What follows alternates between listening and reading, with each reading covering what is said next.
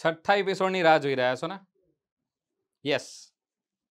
So welcome to Websankul official ને હું Sandeep sir આપ સર્વે વિદ્યાર્થી મિત્રોનું હાર્દિક સ્વાગત કરું છું ગુજલિશના આ છઠ્ઠા એપિસોડમાં. આજના સેશનમાં ખાસ શું છે, આજે આપણે ભણવાના છીએ વર્ડ એન્ડ સેન્ટેન્સ સ્ટ્રક્ચર, શબ્દ અને વાક્ય રચના પાર્ટ નંબર 1. આના કેટલા પાર્ટ આવશે? વેઇટ આ સિરીઝ જે છે તેમ અવિરત જે છે તે ચાલતી રહેવાની છે. અગાઉના પાર્ટ્સને તમે બહુ સરસ મજાના, એટલે અગાઉના જે આપણા એપિસોડ છે તે બધાને તમારે બહુ સરસ મજાનો, તમારા બધાનો સરસ મજાનો પ્રતિસાદ મળ્યો છે, તે બદલ થેન્ક યુ સો મચ. અને આપણે આજના સેશનમાં પણ એવું જ કંઈક નવું ભણવાના છે. શું આપ તમે જે જોઈ રહ્યા છો તે બધા તૈયાર છો? અને યસ, આ ઇંગ્લિશની આ સરસ મજાની જર્નીમાં તમે બધા જોડાઈ ગયા છો તે બદલ ફરીથી હું તમારા બધાનો આભારી છું. અને આપણે આ પ્રવાહને આ રીતે આગળ વધારીશું અને સમગ્ર ગુજરાતની અંદર આ ભાષાનો જે ડર છે, જે ફોબિયા છે, તે દૂર કરીશું. મારું નાનકડું, આ સંસ્થાનું નાનકડું એક કોન્ટ્રીબ્યુશન રહેશે કે યસ, આ ભાષાથી જે લોકો દૂર ભાગે છે એ જે છે આ ભાષાને ધીરે ધીરે સ્વીકારતા થાય, અને તેના પ્રયાસ રૂપી આજનો એપિસોડ હું લઈને હાજર થયો છું. શરૂ કરીએ છીએ આજના એપિસોડ અને જોઈશું આપણે લેટર્સ જે છે આપણે ભણી ચૂક્યા છે. So what is the meaning of letters? લેટર્સનો અર્થ શું થાય છે? સર ABCD વગેરે અમે જે ભણ્યા છે એને આપણે લેટર્સ કહેતા હોઈએ છીએ. હા સર, ખબર છે, આના વિશે અમને માહિતી છે. ઓકે, તો આ જે લેટર છે તેની અંદર કેટલા લેટર્સ તમે ભણો છો? તો કે સર 26 લેટર્સ આવે, 26 લેટર્સ અમે ભણતા હોઈએ છીએ. આના સમૂહને અમે શું કહીએ છીએ સર? આના સમૂહને અમે આલ્ફાબેટ કહેતા હોઈએ છીએ. એ પણ તમને ખ્યાલ છે, અને આપણે આલ્ફાબેટ કહીએ છીએ. આ લેટર્સના સમૂહથી શું બને છે? તો કે સર વર્ડ બને છે. વર્ડ એટલે શું? તો કે સર વર્ડ એટલે શબ્દ થાય છે. વર્ડને આપણે શું કહીએ છીએ? તો સર વર્ડને આપણે શબ્દ કહેતા હોઈએ છીએ. શબ્દ બોલે તો ટર્મ પણ કહી શકાય. અને શબ્દોથી બને છે શું? તો કે શબ્દોથી બને છે સેન્ટેન્સ, એટલે કે વાક્ય રચના, જેને આપણે વાક્ય કહેતા હોઈએ છીએ. આજે આપણે સીધી વાક્ય રચના નહીં ભણીએ, આપણે શબ્દ ભણવાના છે પહેલા. સો તમે જોઈ શકો છો કે આ શું છે? તો કે સર આ કોઈ શબ્દ નથી. શા માટે? તો કે સર શબ્દ હોવા માટે એક શબ્દ ફોલો થયેલો હોવો જોઈએ, અને એ છે મીનિંગ. મીનિંગનો અર્થ થાય છે અર્થ હોવો જોઈએ ભાઈ, અર્થ. આનો કોઈ અર્થ છે? સર ના, આનો કોઈ જ અર્થ નથી. ઓકે, સો આ મીનિંગલેસ છે. તો આ શું કહેવાશે? સર આ ફક્ત ને ફક્ત લેટર્સ છે. પરંતુ જો હું આવું કંઈક લખું છું તો સર હા અને રાજા કહેવાય છે. તો આ શું છે? સર આ તો એક શબ્દ છે, વર્ડ છે. તો હું કહી શકું કે ઘણા બધા લેટર્સ ભેગા થાય છે. ABCD જેટલા પણ લેટર્સ છે આ બધા ભેગા થશે અને ભેગા થઈને જો એક મીનિંગફુલ રચના બનાવે, યસ બિંગો, આને શબ્દ કહેવામાં આવતો હોય છે. આને જ વર્ડ કહેતા હોઈએ છીએ. સર આ અંગ્રેજીના વર્ડ એટલે શું? આ વર્ડ એટલે પાર્ટ્સ ઓફ સ્પીચ. અચ્છા, તો કિંગ જે છે એ શું છે? કિંગ એ નાઉન છે. કયું નાઉન છે? કોમન નાઉન છે. અચ્છા, ગ્રામરના પર્સપેક્ટિવથી ભણાઈ રહ્યા છો? યસ. અરે સર ભાષાના પર્સપેક્ટિવથી જોવા જઈએ તો કિંગ એટલે ગુજરાતીમાં રાજા થાય છે. હિન્દીમાં પણ તમે તેને રાજા કહો છો, શાસક જેને આપણે કહેતા હોઈએ છીએ. આનો એક અર્થ છે. તમે એનું ગુજરાતી કરો છો, તમે એનું હિન્દીમાં અનુવાદન કરી શકો છો, ભાષાંતર કરી શકો છો. ઓકે, તો સર શબ્દ જે છે, જેટલા પણ શબ્દ છે, આ બધા શબ્દ ભેગા થાય તો વાક્ય રચના બની જાય? પર કે હા, પરંતુ વાક્ય રચના બનાવવા માટે પણ ત્યાં એક અર્થ, એક મીનિંગ ક્રિએટ થવો જરૂરી છે. વાક્ય રચના મીનિંગફુલ હોવી જોઈએ, એટલે ખબર ના પડી. ફોર એક્ઝામ્પલ, તમે પાર્ટ્સ ઓફ સ્પીચ જે જોડો છો એમાં કંઈક આપણે આવું ભણતા હોઈએ છીએ કે સર અમે કંઈક આવું ભણીએ છીએ કે કોઈ પણ વાક્ય રચના હોય ને, કોઈ પણ વાક્ય રચના, તો એની અંદર કોઈ પણ સાદું વાક્ય છે તો અમે એવું ભણીએ છીએ કે સૌથી પહેલા શું હોવો જોઈએ? તો કે સર સૌથી પહેલા સબ્જેક્ટ હોવો જોઈએ, જેને આપણે સબ્જેક્ટ કહીએ છીએ. સબ્જેક્ટ હોવો જોઈએ. પછી તો કે સબ્જેક્ટ પછી વર્બ હોવો જોઈએ, અને પછી તો કે સર વર્બ પછી ઓબ્જેક્ટ હોવો જોઈએ. લોકોને ઇશ્યુ કેમ થાય છે ખબર? ઇંગ્લિશમાં લોકોને ઇશ્યુ એટલે થાય છે કે આપણે ગુજરાતી કરીને ભણતા શીખ્યા છીએ પહેલેથી. સર સબ્જેક્ટ એટલે તો કરતા થાય એવું હું સ્વીકારી લઉં છું, પણ સબ્જેક્ટ એટલે તો વિષય થાય છે ને, વિષય એવો અમે તો અર્થ ભણ્યા છે. તો ફ્રેન્ડ્સ, એક શબ્દનો આપણાને એક જ અર્થ ખબર છે ને, એટલે લોકોને ઇશ્યુ થતો હોય છે કે સબ્જેક્ટ એટલે તો વિષય થાય.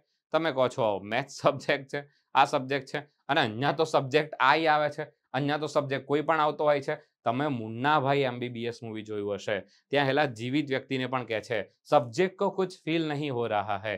યસ, હું એલા આનંદ નામના વ્યક્તિની વાત કરું છું જે વ્હીલચેર પર બેઠો હોય છે. સબ્જેક્ટ કો, પછી એલો તરત કહે છે ભાઈ સબ્જેક્ટને સબ્જેક્ટ ના કહેવાય, એનું નામ છે કંઈક, એને નામથી બોલાવો તમે. સો ફ્રેન્ડ્સ, યસ, હું વાત કરી રહ્યો છું એની જ કે આપણે કેમ મૂંઝાઈએ છીએ આ સબ્જેક્ટ ઓબ્જેક્ટ નથી ઓળખતા આવડતા લોકોને. કેમ? સર, સબ્જેક્ટ એટલે તો વિષય થાય ને, અમે તો એવું ભણ્યા છે. અને સબ્જેક્ટના તરીકે તમે ઘડીકમાં આઈ મૂકો છો, ઘડીકમાં હી મૂકો છો, ઘડીકમાં આઈએનજી વાળું રૂપ મૂકી દો છો.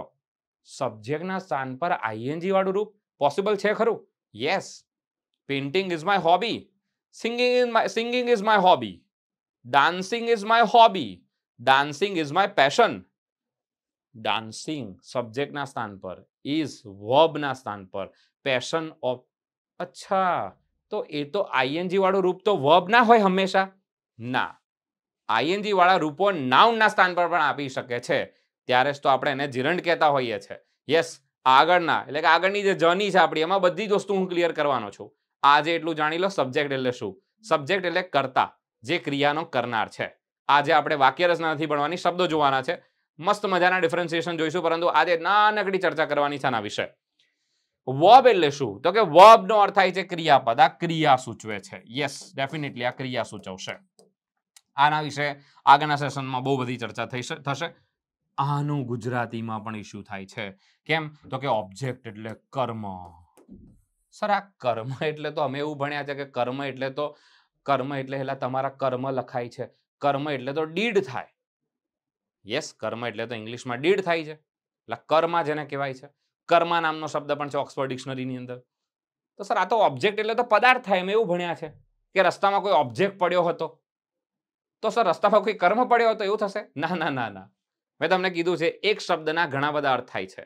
લોકો એટલે હેરાન છે કે સર સબ્જેક્ટ તરીકે કરતા, ચલો સ્વીકારી લઉં છું, વર્બ એટલે ક્રિયાપદ હું સ્વીકારી લઉં છું, પણ આ ઓબ્જેક્ટને કર્મ નથી મજા આવતી, અમને બંધ નથી બેસતું. આપણે જે રીતે શબ્દોના ગુજરાતી કર્યા છે ને, એ જ ખોટા છે ખરેખર તો જોવા જઈએ, એટલે આપણે બધા હેરાન છીએ. ફોર એક્ઝામ્પલ, આપણે કહેતા હોઈએ છીએ પ્રથમ પુરુષ એકવચન, ઇંગ્લિશ શું થાય છે? First person singular. ગુજરાતી પ્રથમ પુરુષ, તો કેમ સ્ત્રી નહીં હોય? હશે ને, તો ત્યાં પ્રથમ વ્યક્તિ છે ખરેખર. પણ આપણે વર્ષોથી જે પ્રમાણે ટિપિકલ ઇંગ્લિશ ભણ્યા છે તે રીતે પ્રથમ પુરુષ એકવચન ભણતા હોઈએ છે. એટલે લોકો બચારા કન્ફ્યુઝ થઈ જાય છે કે સર પ્રથમ પુરુષ એકવચન એટલે પુરુષ જ આવતા હશે, સ્ત્રી નહીં આવતી હોય. એવું નથી. પ્રથમ પુરુષ એકવચનમાં ત્યાં પુરુષ શબ્દ જે છે તે પર્સન રિપ્રેઝન્ટ કરે છે. બરાબર, આઈ રિપીટ, પર્સનને રિપ્રેઝન્ટ કરે છે. ચલો આપણે આગળ જોઈશું. વધુ આગળ વિગતો હું ક્લિયર કરવાનો છું. એક વાક્ય રચનામાં, સાદા વાક્ય રચનામાં એક વિધાન વાક્ય, ડિક્લેરેટિવ સેન્ટેન્સ, અસર્ટિવ સેન્ટેન્સમાં સબ્જેક્ટ, વર્બ અને ઓબ્જેક્ટ હોય છે. ઓકે, સબ્જેક્ટના સ્થાન પર કોણ કોણ આવી શકે છે? તો કે સર સબ્જેક્ટના સ્થાન પર જે છે નાઉન કે પ્રોનાઉન હોય છે મોટા ભાગે. અને જ્યારે આઈએનજી વાળું રૂપ નાઉનનું સ્થાન લઈ લે ત્યારે તે જીરંડ કહેવાતું હોય છે. આપણે આગળ ભણીશું ધીસ, ધેટ વગેરે વગેરે, ક્યારે ક્યારે કઈ કઈ વસ્તુ આવે છે. ચલો, આ બધા પૈકી મારે તમને જે વસ્તુ ખાસ આજના સેશનમાં સમજાવી છે તે, જેમ કે હું તમને એવું કહું છું કે I am a teacher, I am a teacher. તો સર આ આઈ શું છે? સબ્જેક્ટ છે. હું એમ વર્બ છે. અ ટીચર શું છે? તો કે સર આ મારો ઓબ્જેક્ટ છે. સર આ તો ક્રિયા સૂચવે ને? ના, આ સ્થિતિ પણ સૂચવી શકે, આવું હોવું પણ સૂચવી શકે. વર્બ એટલે આવું હોવું, આવી ક્રિયા. ક્રિયા તો સૂચવે જ છે. જ્યારે ક્રિયા સૂચવશે ત્યારે તે વર્બલ હશે, એક્ટિવ હશે. વાક્ય એક્ટિવ હોય, આ વાક્ય એક્ટિવ નથી. તો સર આ પેસિવ ના, એ એક્ટિવ પેસિવ વાળું નહીં, સક્રિય નિષ્ક્રિયની વાત કરી રહ્યો છું. આ વાક્ય નિષ્ક્રિય છે, આમાં કોઈ ક્રિયા નથી, કોઈ ક્રિયા નથી કરી રહ્યો હું. આઈ એમ ટીચિંગ નાઉ એવું નથી કીધું મેં. આઈ એમ અ ટીચર, હું શિક્ષક છું. સ્થિતિ દર્શાવું છું, સ્થિતિ, હું છું. Yes, I am a teacher. પણ સર આનું ગુજરાતી કરું તો આઈ નું હું, એમનું છું, હું છું શિક્ષક. આવું ના થઈ જાય સાહેબ, હું છું શિક્ષક. ના ના ના ના, આપણે ગુજરાતી જે પ્રમાણે લખીએ છીએ એ પ્રમાણે ઇંગ્લિશ લખવા જાઓ તો તમને ખબર જ છે, ગૂગલ બચારું, ગૂગલે ના હાથ જોડી દીધા છે કે મને હેરાન ના કરશો, દેવા દો. ચલો, સો આપણે આને શું કહીએ છીએ? હું શિક્ષક છું, બધાને ખ્યાલ જ છે. સર આ આઈ શું છે? આઈ સર્વનામ છે જે સબ્જેક્ટના સ્થાને આવ્યો છે. યસ, સબ્જેક્ટના સ્થાને નાઉન અને પ્રોનાઉન બંને આવી શકે છે. પ્રોનાઉન એટલે સર્વનામ થશે. વર્બ એટલે શું? તો કે સર અહીંયા એમ યુઝ થયો છે. આ એમ કોની ફેમિલીનો છે? ટુ બી ની ફેમિલીનો છે. સર આ આર્ટિકલ શું છે? આર્ટિકલ નથી, આ એડજેક્ટિવ છે. સર એડજેક્ટિવ છે? આ આર્ટિકલ નહીં ના, એ એડજેક્ટિવ છે. એડજેક્ટિવ જે છે એની અંદર જ આર્ટિકલ આવી જતા હોય છે. આર્ટિકલનું બીજું નામ ડિટરમાઇનર છે.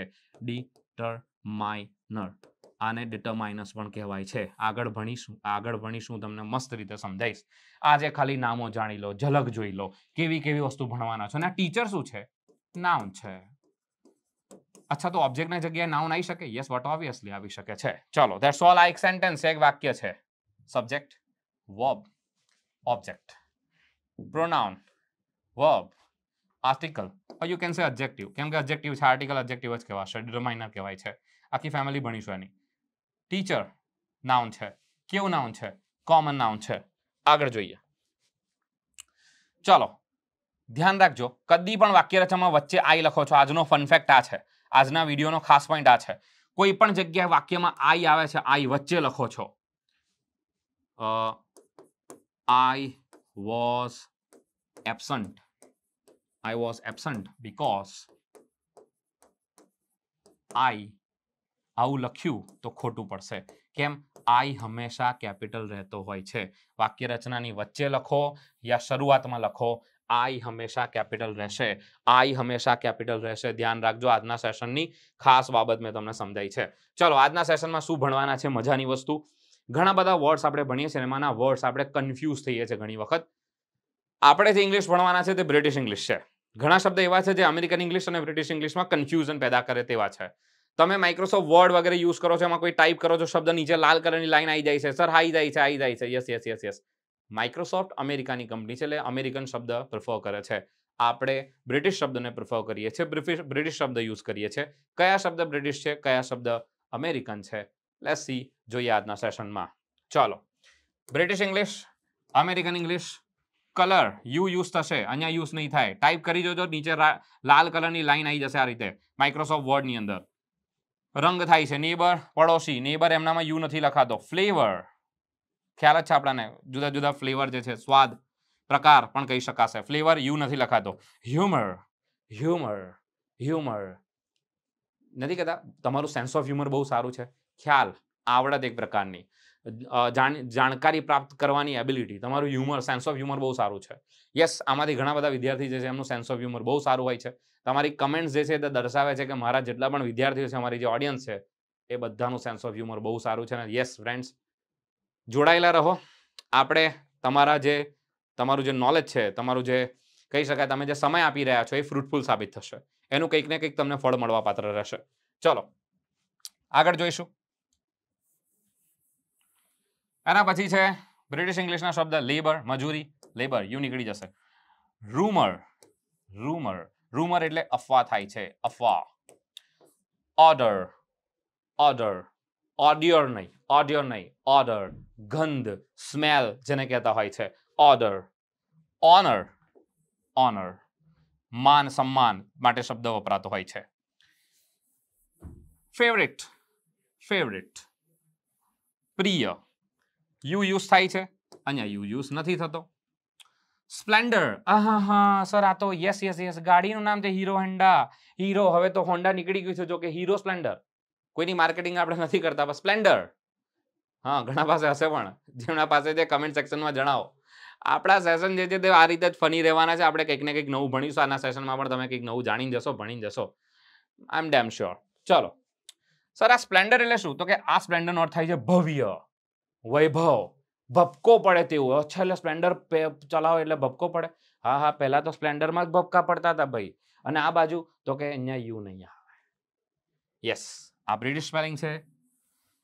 This is American English. So આ સાથે આજનો આ મજાનો સેશન હું પૂર્ણ કરું છું. આપણા સેશન નાના રહેશે, રસપ્રદ રહેશે, મજાના રહેશે. જોડાયેલા રહેશો. અને એના સાથે જ હું સંદીપ સર રજા લઉં છું. ત્યાં સુધી જોતા રહો વેબ સંકુલ official. Thank you so much. જય હિન્દ, જય ભારત.